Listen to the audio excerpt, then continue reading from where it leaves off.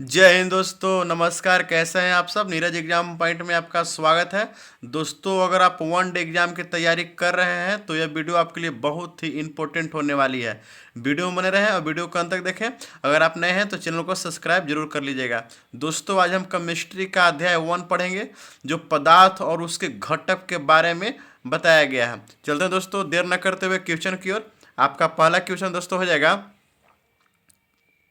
कि कोई भी वस्तु जो स्थान घेरती है क्या कहलाता है। कोई भी वस्तु है जो स्थान घेरती है क्या कहलाता है दोस्तों?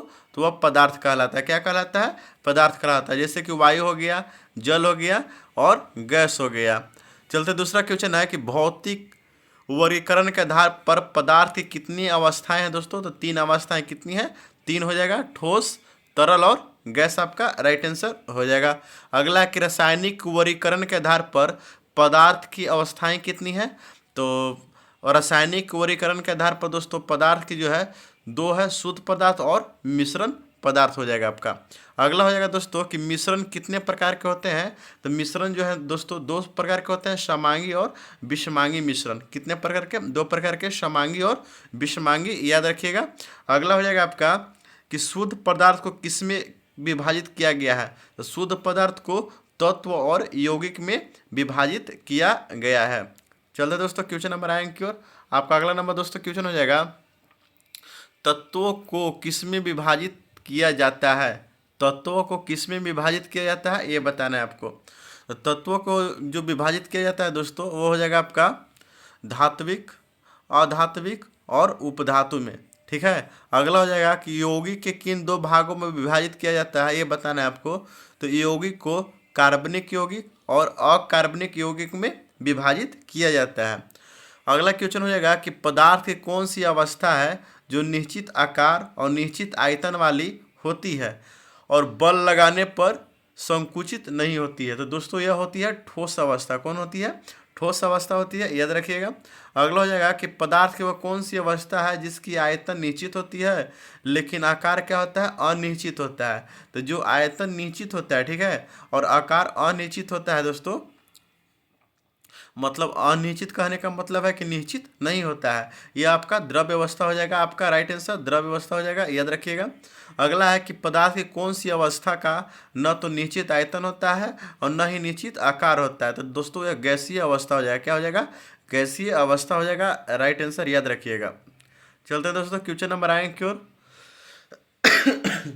आपका अगला नंबर दोस्तों क्वेश्चन है कि किस अवस्था को पदार्थ की चौथी अवस्था कहा जाता है? दोस्तों पदार्थ की चौथी अवस्था है प्लाज्मा, याद रखिएगा।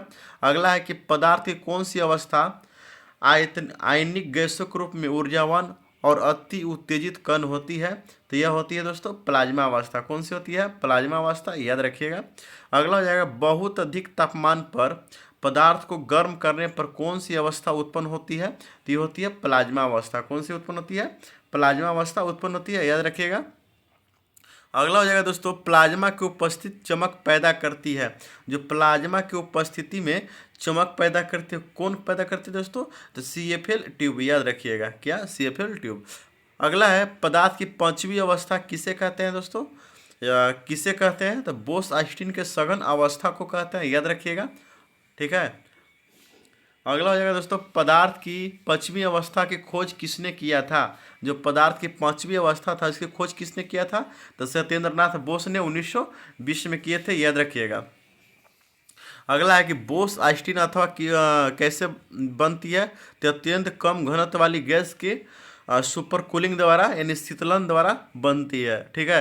अगला हम पढ़ेंगे दोस्तों ठोस। ठोस क्या है इसके बारे में पढ़ते हैं। ठीक है। अगला हो जाएगा ठोस का गलनांक। तो ठोस का जो गलनांक है यह स्थिर ताप पर जिस तापमान पर कोई समान दबाव में ऊष्मा अवशोषित करके, ठीक है, ऊष्मा अवशोषित करके तरल बन जाता है वह कहलाता है उस ठोस का गलनांक। क्या कहलाता है? उस ठोस का गलनांक कहलाता है। ठीक, याद रखिएगा।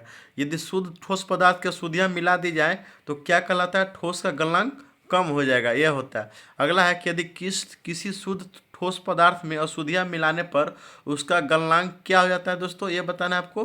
तो क्या होता है कि क्योंकि अशुद्धियाँ जब मिलाते हैं तो ठोस का जलीदार संरचना कमजोर कर देती है, जिसके कारण ठोस पदार्थ अस्थिर हो जाता है और अपने मूल गलनांक से पहले ही पिघल जाता है। क्या होता है, मूल गलनांक से पहले ही पिघल जाता है, याद रखिएगा। अगला हो जाएगा दोस्तों कि ठोस में दाब। हम क्या देखेंगे, ठोस में दाब। ठीक, प्रति इकाई क्षेत्रफल पर लगने वाला बल को क्या कहते हैं दोस्तों, दाब। और दाब बराबर क्या होता है, बल बटा क्षेत्रफल, याद रखिएगा। दाब बराबर क्या होता है, बल बटा क्षेत्रफल होता है, याद रखिएगा।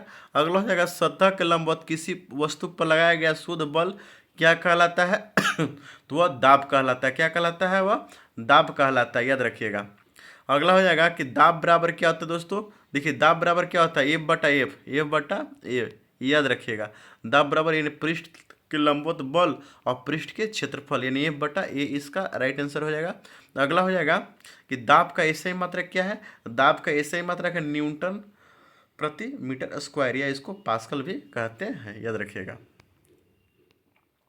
अगला हो जाएगा किसी ठोस के प्रति इकाई क्षेत्रफल पर लगने वाला बल को क्या कहते हैं दोस्तों, तो ठोस का दाब कहते हैं, याद रखिएगा।